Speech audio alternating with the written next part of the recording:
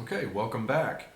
So our last video introduced the physical and historical geographies of South Asia. Now this video will discuss economic development, social geographies, and geopolitics in South Asia. Now as stated in previous videos, geographic location plays a major role in development, and this is the case for much of South Asia. Now since 1980, GDP growth rates have remained above 1.5%, in South Asia, with India having the highest GDP and Pakistan coming in second. Now, of course, GDP is also a reflection of population. In order to get a better idea of how the individual person is living, GNI per capita is a better description of individual income. However, we should keep in mind that averages do not always accurately reflect the nature of development. For this reason, we should look at a number of variables before drawing any conclusions about development in South Asia. So let's take a look at some important stats from the World Bank.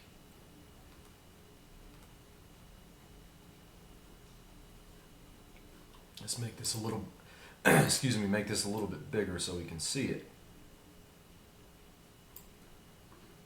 So you notice that GDP and population totals have similar trajectories. In general, when population increases, so does total gross domestic product. Now, largely because of an increased population produces and consumes more than the previous generation.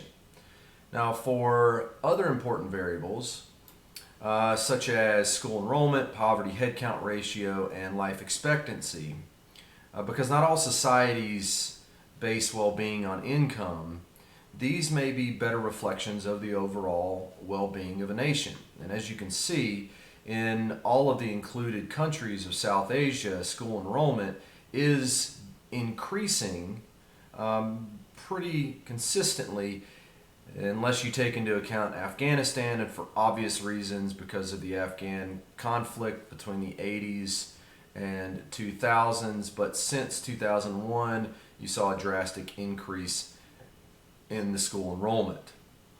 Now let's look at poverty headcount ratio. Excuse me. And notice that the poverty headcount ratio is also declining, meaning in general in the countries included in this list, poverty is decreasing, except for Afghanistan.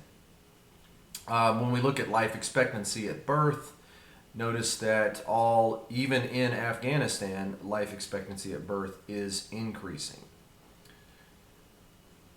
Now, of course, if you look at GNI per capita, you'll notice that the same countries at the top of the list for GDP up here are now in the middle of the list down here.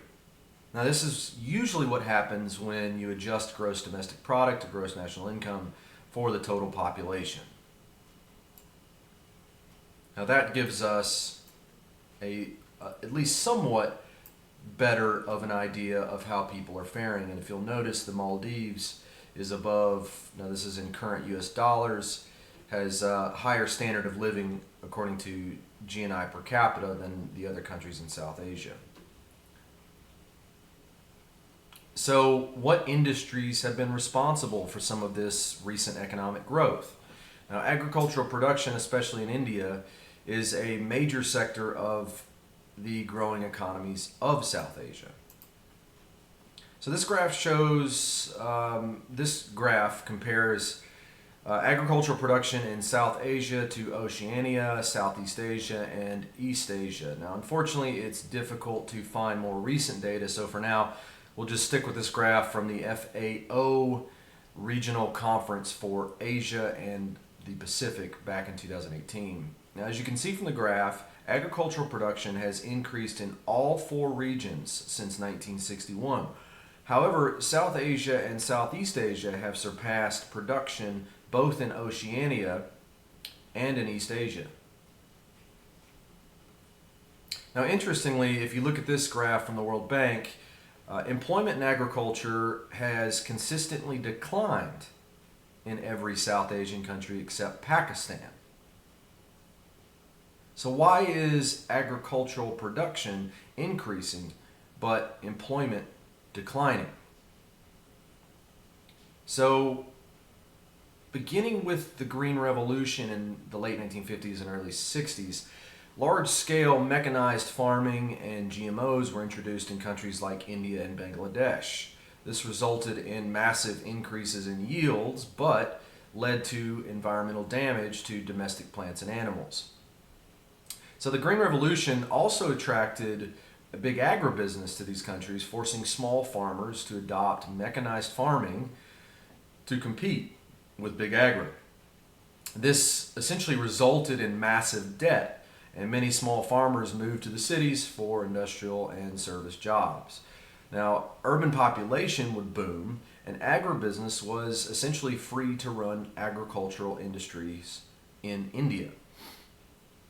Now, this not only caused the increase in production and a decline in the number of farmers, but it also may have been a major reason in the uptick in farmer suicides in India.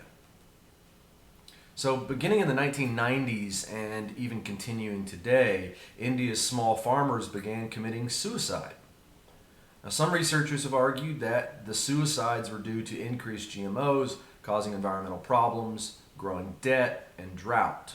Now, as you can see from the graphic on the left, the highest suicide rates in 2017 and 2018 occurred in the Amravati state, with Aurangabad close behind.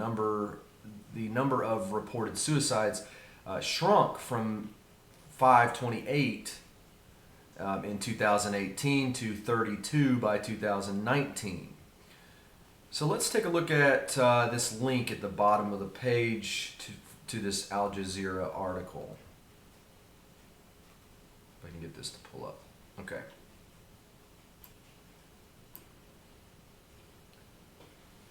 After days of hushed chanting that, quote, the sky betrayed him, Datare Papat Gadwaje, 42, committed suicide by ingesting insecticide at his grape orchard, crushed under $41,000 in debt, which is quite a bit of money in India. In a series of bank repayment notices, Gadwaje of Umbrale village in the western state of Maharashtra finally lost hope when back-to-back hailstorms destroyed his Thompson grape plantation last month.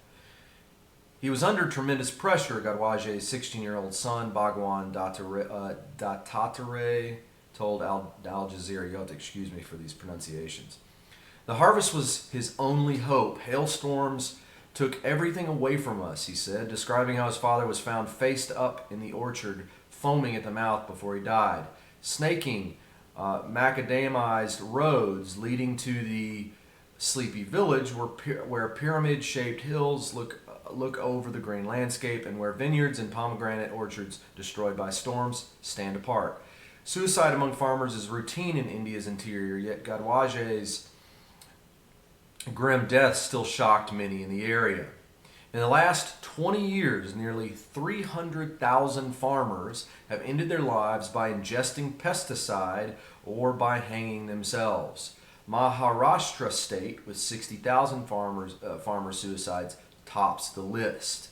Now, some people have claimed, like Bloomberg Magazine and other researchers as well, that it's not because of debt and it's not because of GMOs that many of these farmers have killed themselves.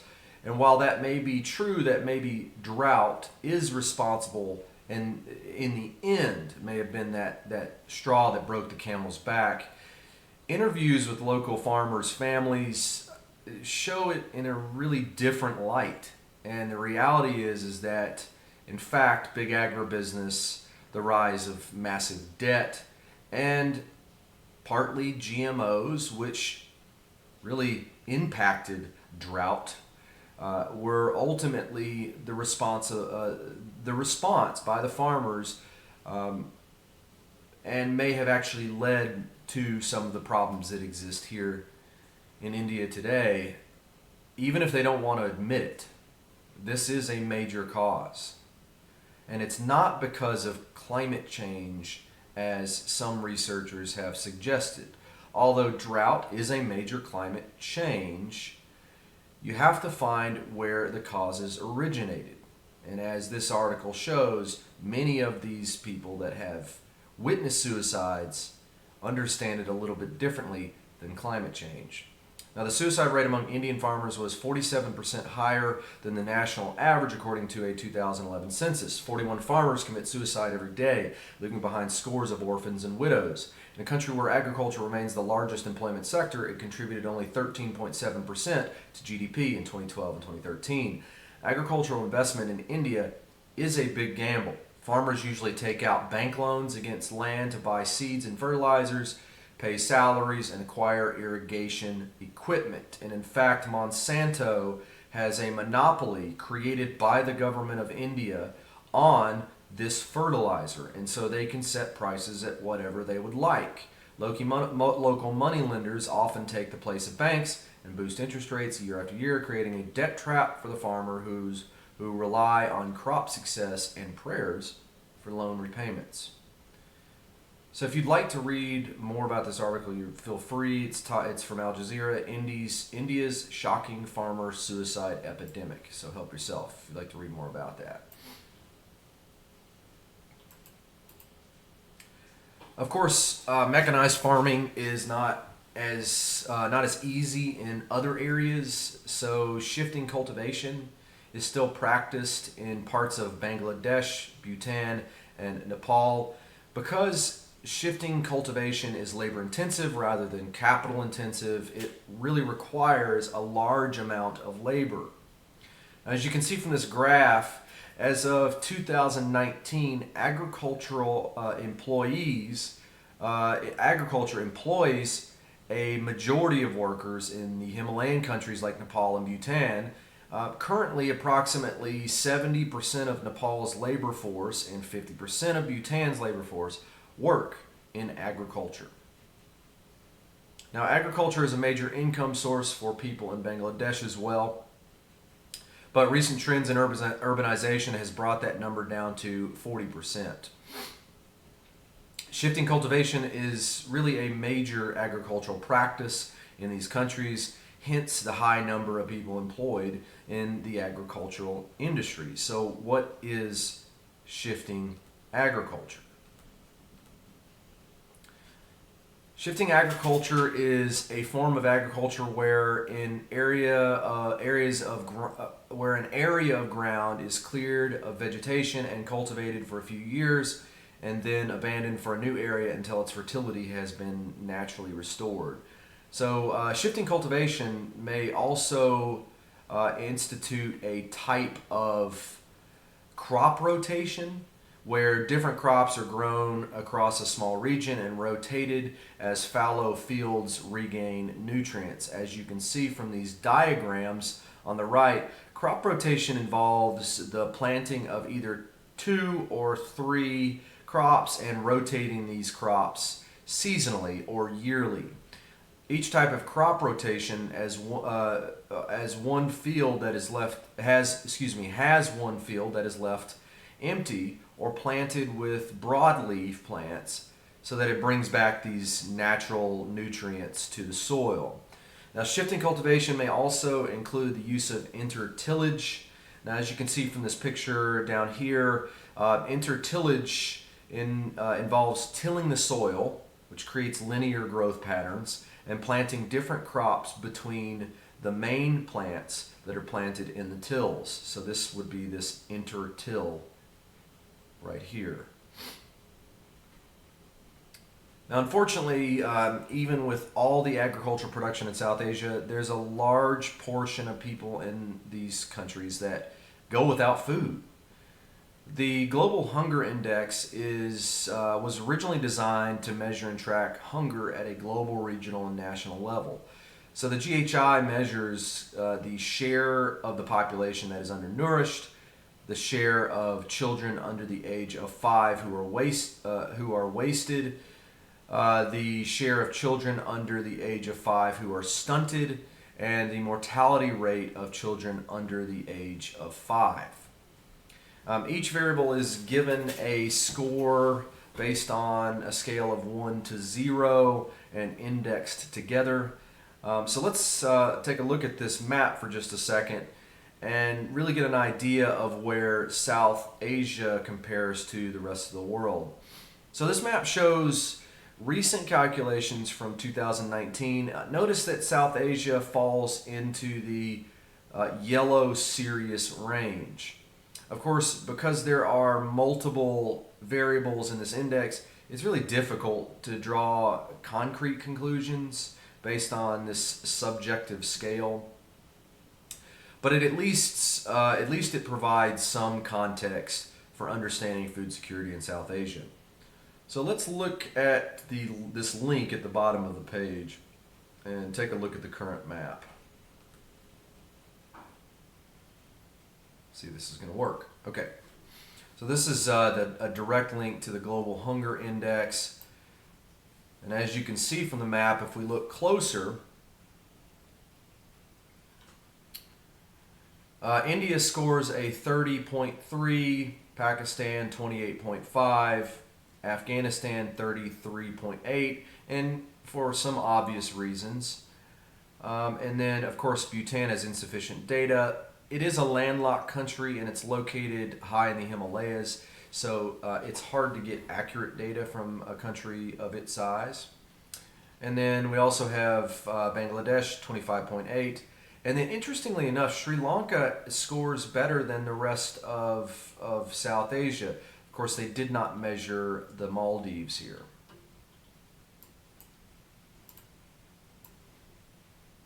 So I'll move that back over here.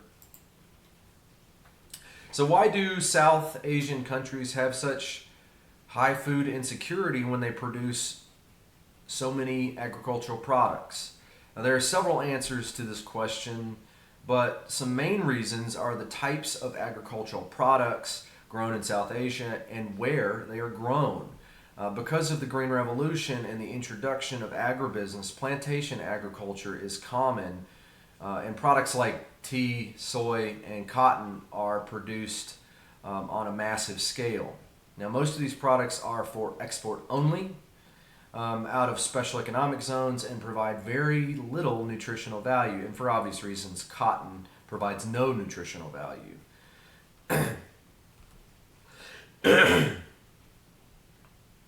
So another issue in South Asia is its patriarchal society. Now, this has made it difficult for women to develop independence. These women also dominate agricultural production and are considered subservient to their male counterparts. Now, while women dominate agriculture, men dominate the growing skilled labor force, and many women are actually barred from participating in the formal labor market. We don't need to see that link. Let's go here. So I'll make this slide a little bit bigger so we get a better picture of this. Now, as this slide says, many South Asian countries have male-dominant economies and governments, making it difficult for women to gain a sense of equality in the workforce. So let's take a look at this link to a recent UN Development Program paper, and we'll come back to this slide here shortly.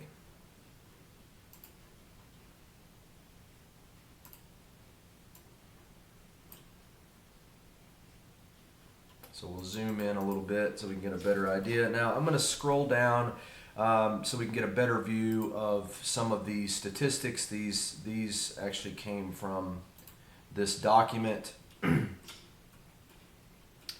So let's see what this one says.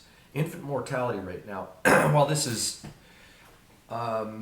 sort of inconsequential to women equality, it's also important to note that we see that for infant mortality rate in children, in all countries involved, boys fare much better than girls, and this is partially due to the medical systems putting an emphasis on boys versus girls as well. That has important implications for the future of the population. School participation and net enrollment ratio for primary education.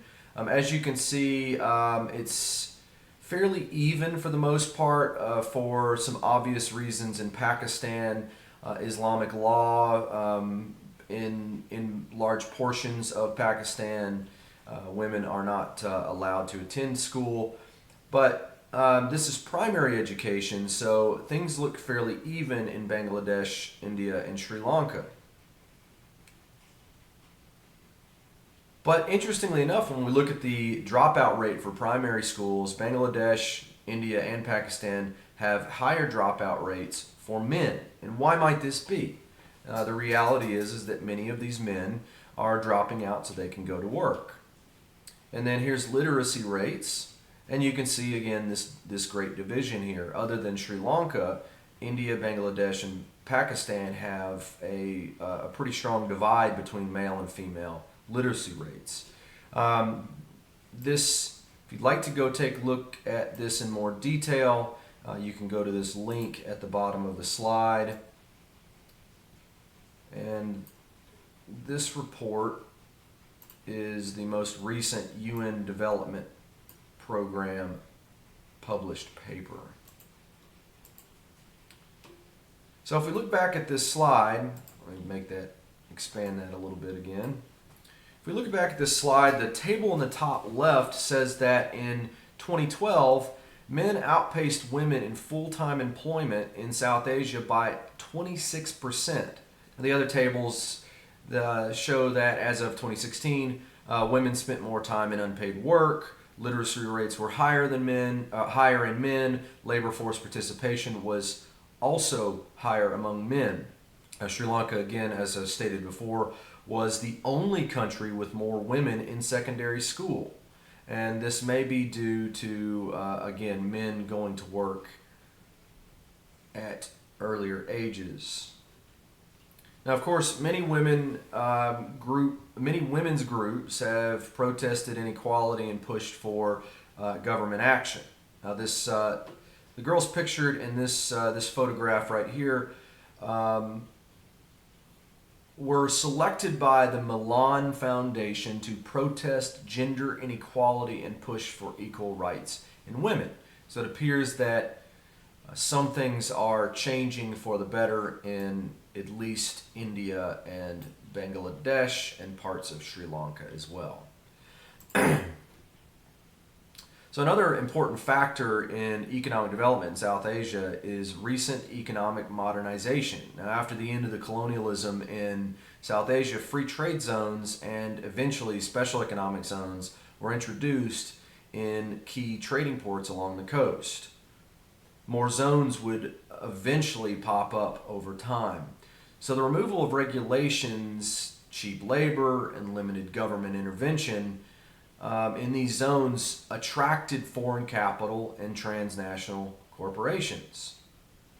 So this map shows government-approved SEZs in red, formally approved SEZs in blue, and SEZs informally approved in India. Informal improvement essentially means that corporations have established an agglomeration economy, or in other words, they've clustered together in a particular part of these green cities, and they're beginning to work out the process of special economic zone status, and largely the government's ignored it. And so that's essentially what that, not green, these approved in principle cities located throughout the countryside. So it's largely the irresponsible and probably corrupt nature of the Indian government in many cases. And again, I'm not laying blame strictly on the Indian government. This is largely due to massive scale FDI, foreign direct investment, and the importation of transnational corporations as well. So it's a team effort. Because of India's highly educated, male-dominated labor force, this particular form of neocolonialism has impacted India differently compared to many other countries, and we'll discuss why. So beginning in the 1960s, increasing wages in the United States and Western Europe, and the institution of these free trade policies caused many corporations to move to countries with cheap, highly skilled labor. And India would eventually become the poster child for what is known as outsourcing. So many of these major multinational, transnational corporations based out of the United States, especially tech companies located in California and parts of Washington State and Oregon, decided to transport some of their operations over to India. And again, this move is called outsourcing. So outsourcing is the business practice of hiring a party outside a company to perform services and create goods that traditionally were performed in-house by the company's own employees and staff. Now, companies from the telecom industry in particular began paying firms in India to run their customer service telephone lines. Now, this has become a major industry, creating jobs for millions of people in India alone. Tech companies have done the same. So why India? Now, English is taught in most universities, as you can see here, and so the educated population of India already speaks English. In fact, there's a growing education industry that provides classes to telecom employees on how to speak with American British accents and using Americanized names, so that you're talking with someone on the phone and you think you're talking to somebody from Nashville, Tennessee. Also, because of inflation and other factors, companies can also pay educated Indians less money with the same degrees as their counterparts in America. Now, in 2017, businesses were surveyed as to why they chose to outsource, and 59% said they were motivated because outsourcing is a cost-cutting tool. And I'll make this a little bit bigger so you get a better idea of the results of these surveys. So 59% stated that they were motivated because it is a cost-cutting tool. 57% also said that it enabled them to focus on core business. And again, outsourcing is it's not when you actually send part of your business to another country. It's when you hire businesses from other countries to do what your business used to do. It also, 47% stated that it allows them to solve capacity issues, and largely it's to cut costs. And many of these do go back essentially to cutting costs. Now, in the same survey study, researchers found that 44% of new hires in Bangalore, 43% of new hires in Pune, and 43% of new hires in Hyderabad have some type of tech skill. So companies that have benefited from this growing tech-savvy labor, many of them have chosen to stay there for the long run, and I think this has really had a major impact on industrialization both there and in Western countries as well. Now, improved supply chains and the introduction of just-in-time manufacturing has also benefited South Asia's economy. Now, as this slide says, just-in-time production or manufacturing is a methodology aimed at reducing times with the production system as well as response times from suppliers to customers. Now, it involves highly quantitative models and producing only what was needed or expected in future sales. Now, this has replaced mass production in South Asian textile industries specifically. Now, the diagram on the top of the page here attempts to explain this process. Corporate sales teams are taught to sell jobs with a short lead time. Designing teams build a quick design for manufacturing. Then only the items that are needed for this particular job are purchased. Then mechanized production is often used, replacing human labor. Finally, next up, number 5, production attempts to remove unnecessary waste. And then finally, products are immediately shipped without warehousing. Now, in general, just-in-time manufacturing is a quicker method than mass production. It limits operational cost, provides individual care and higher quality, and increases flexibility within production. Of course, some of this list right here is very subjective and more studies are needed, so just take that with a grain of salt.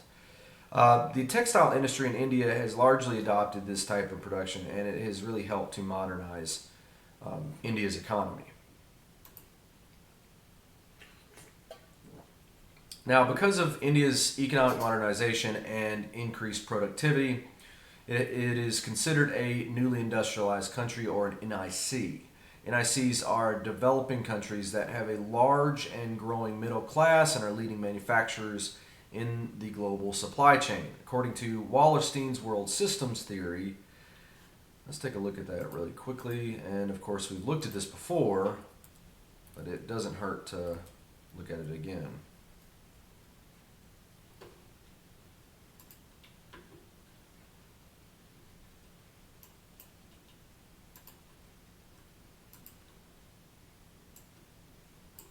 So as you can tell from this map, many of these newly industrialized countries also fit in the semi-periphery countries in the Wallerstein's world systems theory model, or also known as the core periphery model. And that's largely because newly industrialized countries located in this particular map and these semi-periphery countries on this map are highly dependent on secondary labor as their primary employer. So again, this map shows NICs across the world. Another term that has become popular is BRICS. Now this stands for Brazil, Russia, India, China, and South Africa. Now BRICS nations are known for their significant influence on regional affairs and recent trends in industrialization. Okay, so this next slide covers the social geographies and geopolitics of South Asia. Now unfortunately we don't have enough time to go into great detail on these subjects, so we will just briefly discuss these points here. Now the first point we will discuss is religion in South Asia. Because of its history, South Asia is an amalgamation of different cultures and religious groups, as you can see from this particular map here. Make this a little bit bigger so you get a better view of it. Hinduism represented in yellow, in this tan color, Islam, Christianity in this purple. We have Buddhism in this sort of greenish blue, Sikhism in the brown, tribal religions in a kind of orangish brown that you see scattered across space, and finally Jainism located here in the blue. Now, Hinduism is the dominant religion in India, of course, as you can see from this map, with Islam dominating Pakistan, Afghanistan, and Bangladesh. Now, Bhutan is, of course, dominated by Buddhism, and there's a large population of Buddhists in Nepal as well. Now, other religions include Jainism in West India, and, of course, Sikhism in West India as well. The institution of state religions in several countries has also resulted in religious rivalries and clashes, especially in this Jammu Kashmir region, which we will discuss once we get to irredentism and conflict.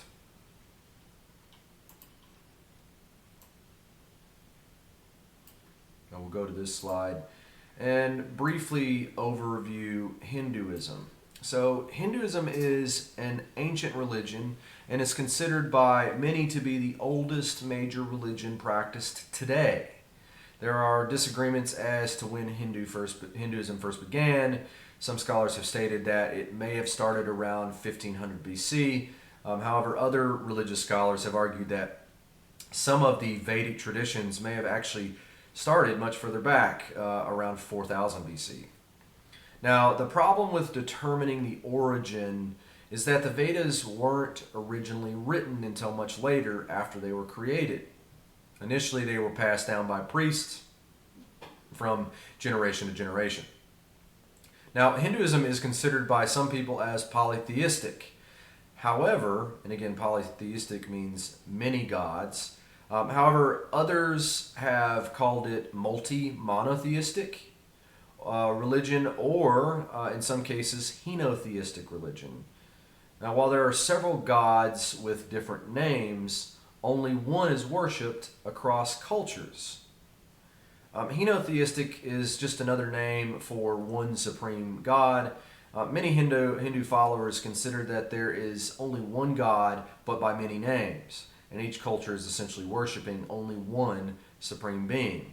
Now, because of the different nature of beliefs across culture, there is really no bureaucratic structure like for example, the Catholic Church. There are priests, but not in the formal sense. People often worship with their own altars at home. Now, fundamental beliefs include reincarnation and karma. Now, karma refers to action and reaction. So this is similar to the Hegelian dialectic, action and reaction, or thesis and antithesis. According to the beliefs of karma, all actions have consequences, and these actions will be repaid either in this life or the next life. Through repeating incarnation, the ultimate goal is for the individual to be repaid for his or her ethical behavior by being united with Brahman in heaven. Now, dharma is another aspect of Hinduism and refers to ethical behavior. Dharma also reinforces social order and was used by governing elite to institute the caste system in India.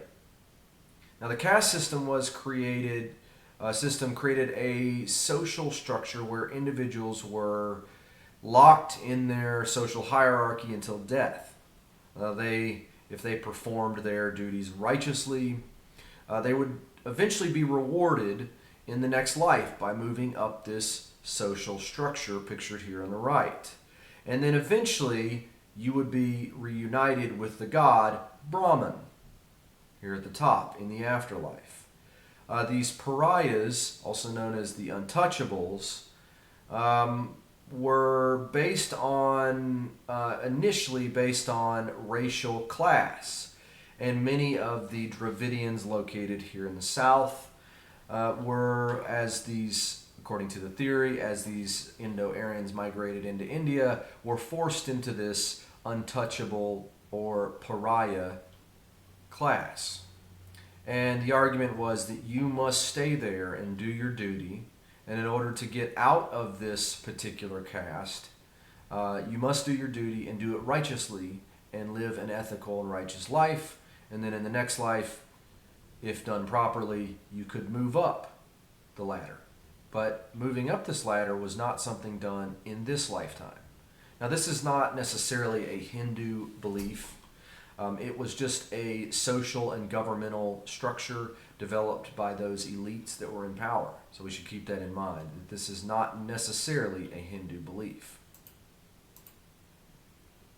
Now, there's a close connection between languages, social structure, ethnicity, and religion in South Asia. Now, as discussed in our previous video, some scholars argue that the Indo-Aryan language migrated to northern India between 1900 and 1500 BC, essentially displacing the Dravidian people. And as we looked at a map before, from the Kurgan hypothesis, which was, if you'll remember, Maria Gimbutas's theory, that these Aryans migrated either south through Iran or north around the Caspian Sea, and came in contact with the Dravidian people of the Indus River Valley, forcing them to migrate south and intermarrying with others. Now, because of proximity to Iran, Western Pakistan is dominated by Iranian descendants who speak Balochi, and many people in northern Pakistan speak Pashto. And we can take a look at this here. Iranian language map, and you get a better idea of this.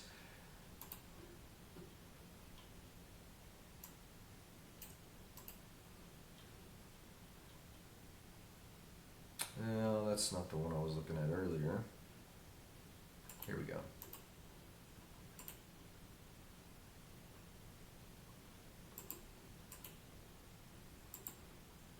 Well, seems like my internet's a little bit slower. So you can see it decently here.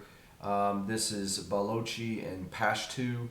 Pashto is a major language both in northern Pakistan and also Afghanistan. So let's see if it'll actually load up now. Yeah, Balochi and Pashto located here. Also major languages in Pakistan as well. Now, because of geographic barriers like the Himalayas to the north here, people in northern India, Nepal, Bhutan, and northern Bangladesh speak languages from the Tibeto-Burman language family, as you can see here pictured in the orange. These people are also of different historical ethnic groups as well. And again, there's that combination between languages and ethnic groups. Now we should keep in mind that this particular map here, and this one as well, only shows language families and is highly aggregated because it would be nearly impossible to show all the languages spoken in South Asia with really any accuracy.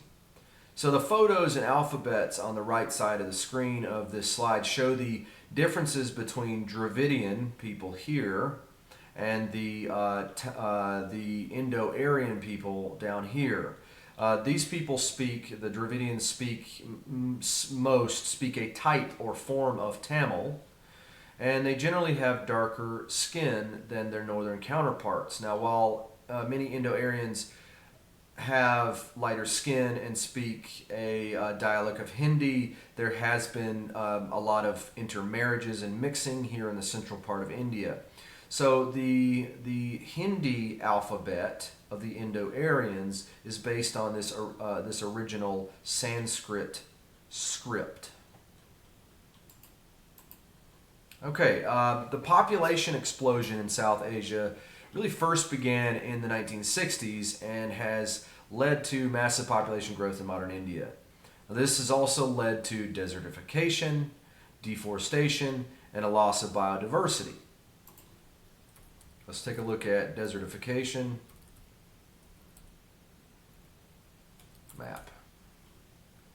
And sometimes you can find some decent stuff on this. This gives you an idea. Let's see. Risk of human-induced desertification. And this is largely because of these new farming techniques. Again, not a great map, but you get the idea here at least. Most of South Asia is at great risk of desertification. Now, why would this part of Pakistan not be at risk of desertification? Well, because that part of Pakistan is already a desert. And so because of India's location, its population growth, at least since the 1960s, it's become, there's been some environmental problems that have arisen over the past few years. And keep in mind that most of India, other than maybe this part right here and parts of southern Sri Lanka, most of India is not a tropical wet zone, so it doesn't get constant rain. Most of India is either tropical wet dry or a semi-arid steppe type of climate, which means that it gets seasonal rains. And the northern portion here in the Indo-Gangetic Plain is subtropical, so it does get seasonal rains. So if there's a decline in any rainfall, this can have a major effect on crop production and the overall environment. especially when chemicals that poison the landscape are used as well. So that makes it even more difficult for these crops to grow back. Now, the graphs on the left show South Asian population compared to population growth rates. Now, as you can see, the future is not as grim as many people are making it out to be. Population growth rates have steadily declined, as you can see here in South Asia, which will eventually, and as you can see starting to do this here, will eventually lead to a plateauing effect on this population. So population growth rate is not linear like many people have suggested. It's not going to just continue going up. Eventually, we suspect that it will taper off. I would keep in mind, though, that population explosion is not necessarily the only reason for this. They have enough land, they produce enough food, and using standard sort of traditional techniques of crop rotation, this could have altogether been avoided. But agribusiness, big farms, mechanized agriculture has really had a dramatic impact. Not only that, but also massive increases in urban pollution. So let's take a look at this. Pollution, there's a pollution index map. World. Real-time air pollution. Let's take a look at this. Okay, so this is not exactly what I was looking for. Real-time air quality visual map. I think this is what it is. You'll have to excuse my internet not working today. Okay, so it doesn't, this is not what I was looking for. Yeah, we'll go here. This is what I was looking for. All right, open image in new tab, and if you, wait. If you notice here, of course, in major urban areas along the Indo-Gangetic Plain and then near Calcutta, we see massive industrialization, which is a good thing for development in some ways, but we also see a massive increase in pollution. Now, I would keep in mind that this is updated as of February 28, 2018, and so some of this, because of recent issues with COVID-19, this may not look the same today as it does during this map. But either way we look at it, pollution has become a major issue in South Asia.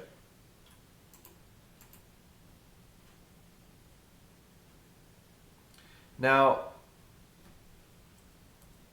let's fix this real quick.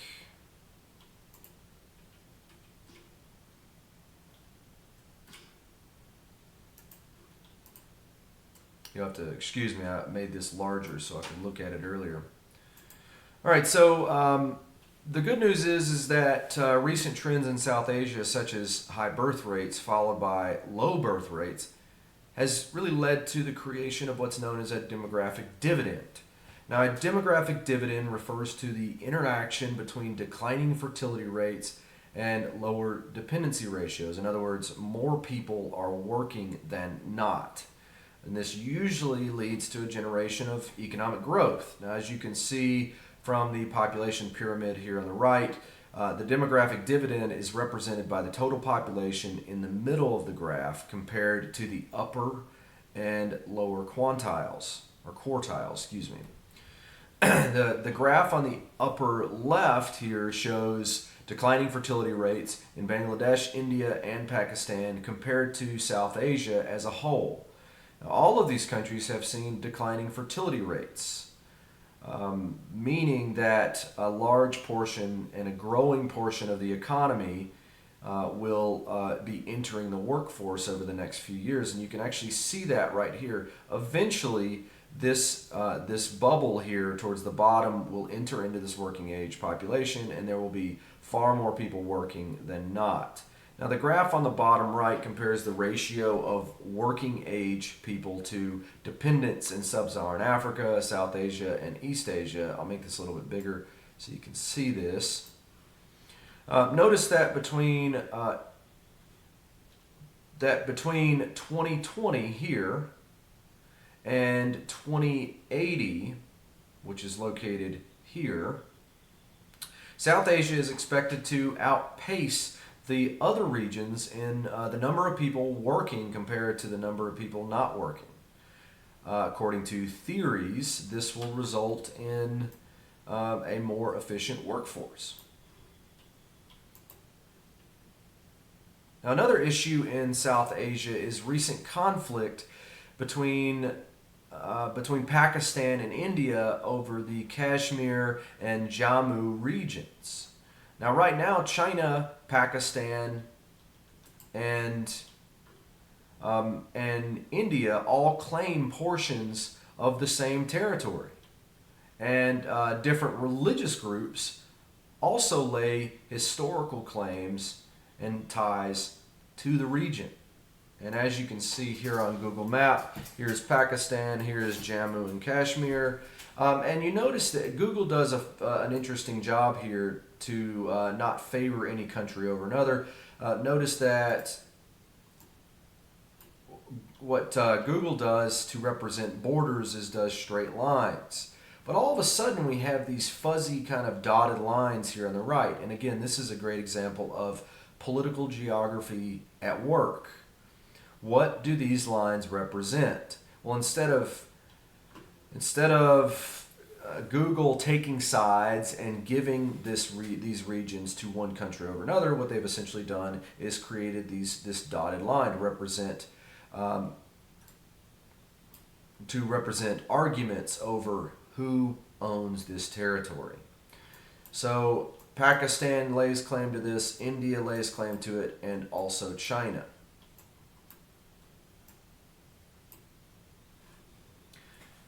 Now, as this slide says, the partition of South Asia by Britain in 1947 led to conflict between China, India, and Pakistan for control over Kashmir and Jammu. Now, in August 2019, India revoked Kashmir's autonomy, which was also known as Article 370, claiming that Pakistan had funded a February terrorist attack on India's paramilitary police. So let's watch this short video for just a little bit more information to give you some context. The dispute between India and Pakistan over Kashmir is one of the longest running conflicts in the world, and all started with the creation of the South Asian countries. In 1947, Britain gave its Indian colonies independence, forming two nations, Pakistan for the Muslims and India for everyone else. August 15, 1947, found the partitioning going into effect. The partition forced 14 million people on both sides of the new divide to migrate across the border. This process was marked by ethnic and religious violence, causing between 1 and 2 million deaths. Caught in the middle of it all was the hotly contested Kashmir, a scenic mountain region located on the border between the two countries and slightly bigger than the state of Kansas. Under the partition plan provided by the Indian Independence Act, Kashmir was free to decide which country it would join. Because it was a Muslim-majority state, most wanted to join Pakistan, but Kashmir's Hindu ruler Maharaja Hari Singh preferred to keep the region independent. But Kashmiri Muslims weren't happy with this decision and began a revolution, which was later joined by armed tribesmen from Pakistan's northwest frontier province. In October 1947, Hari Singh turned to India for military assistance. In exchange, he signed Kashmir over to India, pending a referendum which would allow the citizens to vote on the future status of the region. Pakistan did not recognize the instrument of accession as a legal document, triggering the first war between India and Pakistan. The fighting lasted until the United Nations helped broker a peace deal known as the Karachi Agreement. That agreement created what's now known as the Line of Control, a de facto border splitting Kashmir in two. But the violence continued. In 1965 and 1971, two more wars broke out, and thousands have been killed in smaller military conflicts over the years. Both countries had developed nuclear weapons by 1999 when Pakistani troops invaded Indian-controlled Kashmir. The conflict sparked concerns about a nuclear war, but India won in a ground battle that killed hundreds on both sides. For the past 2 decades, intermittent violence and reports of human rights violations by security forces have continued. Today, both India and Pakistan claim to own Kashmir entirely, but India currently governs about 45%, the central and southern part, while Pakistan controls 35%, the northwestern area. In the meantime, 20%, the northeastern part of the region, is heavily influenced by China. In 2003, the rivals agreed in principle to a ceasefire along the line of control. Flights which were previously severed resumed and a new bus service was started between the two border towns. But over the years, both sides have continued to square off again and again, accusing one another of violating the terms of the ceasefire and blaming each other for a number of attacks on each other's soil. Hostilities reached a boiling point on February 14, 2019. A Pakistani-based terror group claimed responsibility for an attack involving a suicide bomber in Kashmir, which killed 40 Indian paramilitary police.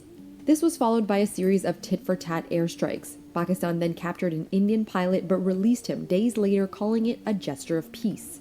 However, this has not yet diffused concerns from the international community, as tensions between the two nuclear powers reached the highest level in decades.